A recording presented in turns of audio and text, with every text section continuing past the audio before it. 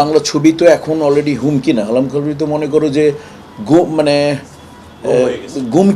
গুমি হয়ে গেছে। বাংলা ছবি তো এখন মানে গুমি হয়ে গেছে। তুমি তো আর যা বাংলা চলচ্চিত্র কোনো প্রোডাকশন হাউস ছবি বানাচ্ছে, তোমরা বললা না, এফডিসি বন্ধ, বাংলাদেশ প্রডিউসার অ্যাসোসিয়েশন নেই।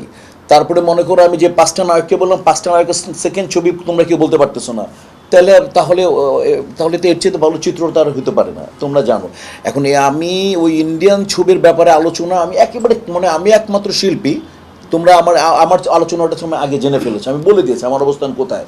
কাজে নতুন করে আমার বলার কিছু নাই। বাট আমি লাস্টে একদম কথা বলবো একটা, ওটা শুনবা।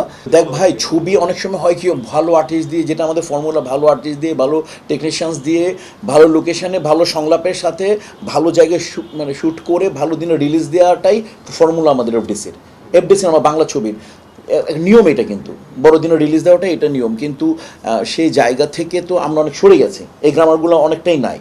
তো ঈদে ও যেটা বললো যে এরকম হবে, কিন্তু দেখ পরনে এরকম হবে আমরা কেউ জানি না। পরন 8টা হলে ছিল না, 12টা হলে ছিল, 6টা হলে ছিল না, এবং কোনো পাবলিসিটি নাই, কিচ্ছু নাই। হয়তো বা সম্ভবত পরনের সবচেয়ে বড় পাবলিসিটি মনে হয় রাজ আর আমি করলাম, তাই না? আমি বুঝি করে দিয়েছিলাম, কারণ দেখে ভালো লাগছে, যার দেখে ভালো লাগলে আমি বলবো, আমাকে কেউ আটকে রাখতে পারবে না। সত্য আমি বলবোই, সত্য প্রচার করার জন্যই কিছু লোকের জন্ম, ওর মধ্যে আমি মনে করি আমি একজন। তো সেটাই হচ্ছে যে ওই রকম ছবি হবে কি না আমি শিওর না, বাট দর্শক কোনটাকে নিয়ে নেবে। এবার ওই 5টা ছবির আমি ছোট ছোট বৈশিষ্ট্য বলে যাই। প্রথম কথা হচ্ছে